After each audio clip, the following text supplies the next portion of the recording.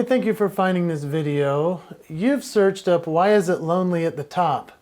And that's a really interesting question. I'm glad that you asked it. My name is Jason Hewlett. I'm a Hall of Fame keynote speaker and an award-winning Las Vegas entertainer.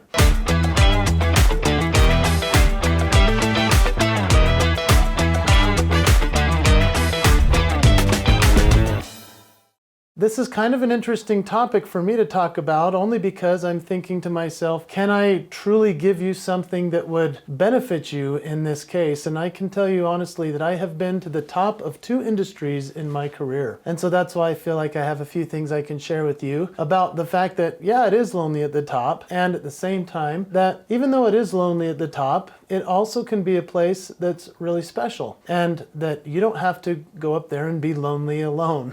And so I'll give you a few solutions, but also some of the challenges with being at the top of what you do. So I hope you enjoy this video. Jim Carrey said that I think everybody should get rich and famous so they can see that it's not all it's cracked up to be. Now, what was he talking about there? Jim Carrey made it to the top of his industry, as you know, as a comedian and an actor many years ago, and now he's become more of a philosopher. I think that through his life journey, he's essentially saying that fame, it is fleeting. And whenever we're at the very top of something, it's almost like it's the end of a journey. And so I think at the same time, Jim Carrey is trying to tell everybody that as you're pushing yourself to get to the top, generally the journey is what you need to appreciate. And so I hope that you'll consider thinking about that quote from Jim Carrey and think about, why would it be lonely at the top?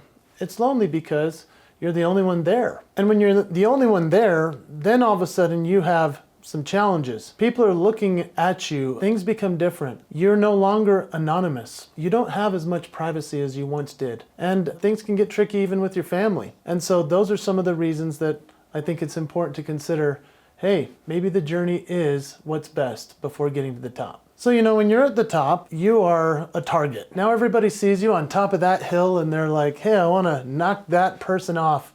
So when we think about being a target, that's a tricky thing as well, because we can see other people vying for our position. And I know the first time I realized I was on top of a hill in that sense, or the top of my career, and it was lonely, is when I saw people vying for my spot. And I am now at this point in the midst of being transitioned from the top of my spot by younger, more hungry people who are wanting that position. And I'm all for it, because I do enjoy the journey that goes up and the journey of coming down as well. I call it the descent.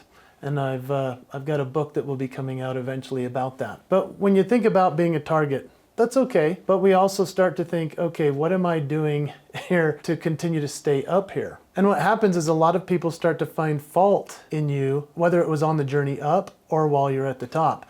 For example, recently I found out that I lost an event because somebody said that I had done something on the way up to where I got to in my career. And that was really a shame, because it was something that happened almost a decade ago. But they had felt that I had done something that didn't warrant me saying that, and I said something, I guess, on social media. And so now I become a target. And when you're a target, then it's lonely. I tried to share this experience with some other people. They couldn't relate. So then you become a little bit unrelatable as well at that top spot. That's a weird thing for me to even talk about, because I still don't kind of feel like I'm there. But according to other people, they are looking at me as if I am. And so when you think about being a target, I mean, there's a guy that's one of the great targets of all time in the history of the world, Martin Luther King Jr. You see, he started out as a preacher at his family's church, and he became so good at it, and he became so eloquent. And obviously I've shared other videos here on this channel if you want to subscribe and check them out. But I've shared about how Martin Luther King had advanced his own career just by becoming a better speaker. And so, for example, for you, as you start to go up to the top, speaking might be something. There are other videos I've talked about here. But Martin Luther King was just a preacher, and then he became a voice to the world. Oh, then he became a real big target. Now he was putting marches together. He was changing the world, a civil movement. It was incredible what he did. But it was certainly lonely up there until he was finally assassinated. That type of thing happens mostly only to presidents like Abraham Lincoln and so forth. And so, yeah, you do literally become a target for other people. And so it's just a matter of how you can handle yourself in those situations. When you go from being a little fish in a big sea to a big fish in a little pond, your life changes real drastically. What happens, and they've said this before, never be the smartest person in the room. Here's the problem when you're at the top and why it is lonely up there. When you reach the top of your industry and people start to acknowledge that that's where you're at, now all of a sudden you are the smartest person in the room according to everyone else, even if you don't think so. I mean, I remember going into a room where all the other speakers were, and a lot of them were my heroes, but they saw me as if I was on the top and I had all the answers. I remember thinking, what am I doing up here? It was certainly lonely up there. And so you start to become not only a target, but you all of a sudden start to realize, hey, I'm not the smartest person in the room, but everybody else thinks that I am. So what can you do about that? Here's something that happened to me that was so interesting. I walked into the room of speakers, and this happened also in the entertaining world years ago when I was in the entertainment industry. I walked into a room of entertainers, and they gave me a standing ovation just for walking in the room. Okay, that's good on your ego, but that's really bad for your humility. And so then it becomes really lonely. No one can relate to that. Having a standing ovation as you walk in a room and don't do anything. Imagine having a standing ovation before you give the speech just because you're there. That's an intimidating place to be. Now you have to live up to the expectations that everybody else sees and you expects, right? And hopefully you hit those marks, because if you don't, then they'll say, he's not all he's cracked up to be. Now you continue to be that target. And then of course you become untouchable. There's a certain level of celebrity where you do become untouchable to other people and they feel like they can't reach out and touch you, but then there's the other group that feels like they should be able to. And so let's just talk untouchableness, if you will, not even a word. But if you become kind of untouchable, then everybody's looking for your spot and your position. You know what I'd love for you to do before I go on to the other points, especially the points that resolve as to what you can do to not be so lonely at the top. I would love it if you would engage with me in the comments. I'd love for you to just put in there some time when you felt like you were perhaps at the top of your industry, at your place, and how you felt. Maybe some of the things I've said here are relatable. And if you have a question about it, I'd love to respond to it as well, because I respond to every comment that is below. So I appreciate it. Let's go to the next few points. So there's a difference between the untouchable and then you become accessible to such a degree that everyone thinks that they can utilize your talents, your time, your money, everything. They assume that every time they call you, you should give them money to their charity or you should donate your time to their event. And then it becomes this very fine balance of he's untouchable, he's a celebrity, versus he's public access property. That is a very lonely place to be. And so how can you balance between both of those worlds? Well, you need to set up boundaries for yourself. You need to make sure that you've got a team in place that can handle things and requests and inquiries for you. And then of course you need to set up for yourself, if I get a call from 20 charities, I'm only able to donate to so many of them. And so which are the foundations or the charities I'm going to support? Who are the people I'm going to give my time and attention to? Eventually I had to choose a couple of them. I would say I would get about 5 to 10 requests per week to come and speak for free or donate my money and my time. I'm honored that they would do that. But why is it lonely at that top? Because everybody expects me to say yes to everything. And I had to put in place boundaries for myself to say, I donate to the Scouts, I donate to the Children's Miracle Network, I donate to these different organizations, and that's all that I can support at this time. And then for some reason, people start to become almost like an enemy. And I don't want to make this video an entire downer, but you looked up, why is it lonely at the top? Well, it is lonely at the top because people start to think of you, even if they're your friend or they once were, they start to see you and they become jealous. They see you at the top and they say, that guy's my enemy and now I'm going to work hard to make it so he falls off of there. And so when you run into these types of situations, the best thing that I can recommend is to just simply do your best to continue to be your best self. Make sure that you're not pompous about it or too ego inflated. Obviously, standing ovations walking into a room is weird, but instead of maybe sitting in the front with the people that are in the in club, maybe sit in the back with the people who don't feel like they're a part of it. And maybe instead of sitting at the head table with all the executives, maybe sit with the people that don't have the highest job in the corporation. Those types of things can show that you're still a normal person, somebody who wants to engage with everybody, and that even if it is lonely at the top, you can still bring people along. And so the question becomes when you're at the top is, who becomes your mentor or your guide when you essentially are the one that everyone says is the guru?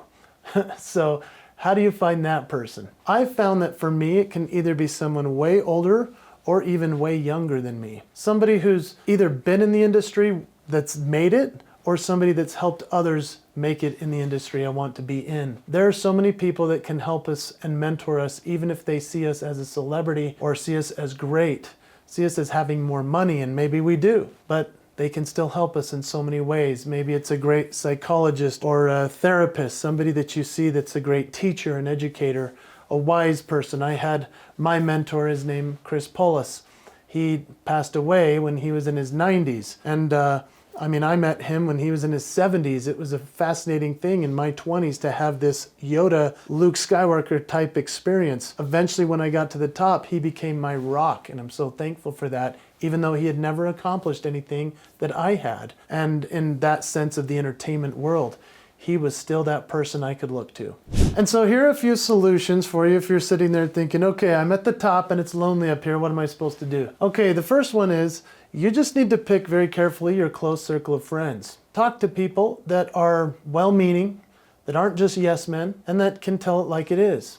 It's important to have somebody that reads your work and says, hey, you could fix that and make it better, rather than just saying, hey, that's perfect, best thing I've ever read. And having that close circle of friends are the people you can hang with, you can text with, you can meet with, have lunch with, and they're the ones that will keep you grounded even when you're at the top.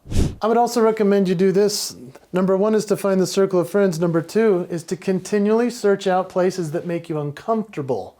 Yeah, that might sound awkward, but if I go to a speaker conference with other speakers, they look at me like I know everything. Okay, that's nice, but if I instead go to a conference that doesn't know me at all, and I have to attend a mixer where now I can't rely on fame or what I've done in front of other speakers. Now I'm a nobody. That's an interesting place to be. That makes me very uncomfortable, and that's a wonderful thing.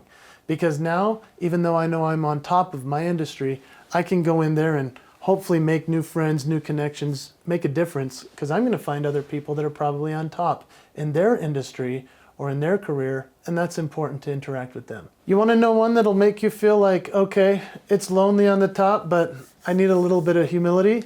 Here's one. Offer to teach kids. I'm not joking. Go speak at your kid's school or your grandkid, whoever it is. Go speak at a kid's school to an elementary group and go teach them what you know. There's nothing that will make you feel a little bit more humility real quick than talking to a bunch of kids that don't even care who you are or what you've done. As long as they see your authenticity, then they'll latch onto you and like you. But go speak to some kids. It'll change the way that you feel about it. I'd say that it can be lonely at the top, but you can do a couple of things that are really interesting in your community. For example, you could serve in your church or your community and do some really nice things for other people. You can accept a assignment to teach a class or to dig a ditch or to serve in the cannery, which is a place where they put all the food together and send it off to other countries. This is a time where I've seen some of the most successful people in the entire world, and I'm literally saying the entire world. I have served side by side with them in an apron while we're putting cans of things together for people in another country. I know who they are, they don't know who I am, but when I see them, they're serving, I know that because it's lonely at the top, they're serving in their community to do something great for the world, and that makes me realize all I have to do is serve a little bit more. I would then also say to serve the elderly.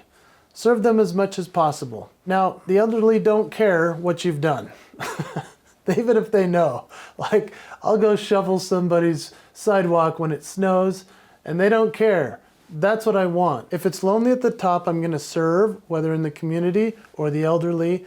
And then finally, I'm also going to bring somebody along with me on this journey. I want to bring a partner, a spouse, a friend, somebody important to me, my children, along with me. I want them to see what it's like to succeed at something to such a degree that other people applaud for you when you walk in the room, but also the journey is that much richer when you share it with somebody else.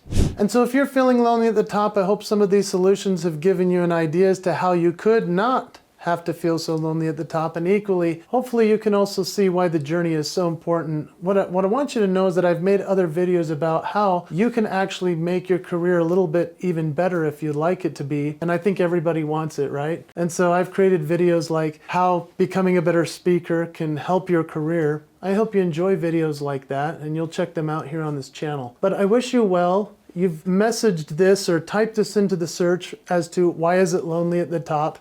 It truly is lonely, but it also is a great place to reconsider what you want to do with your life. So I hope you'll check out some more videos, and I'll see you on the next one.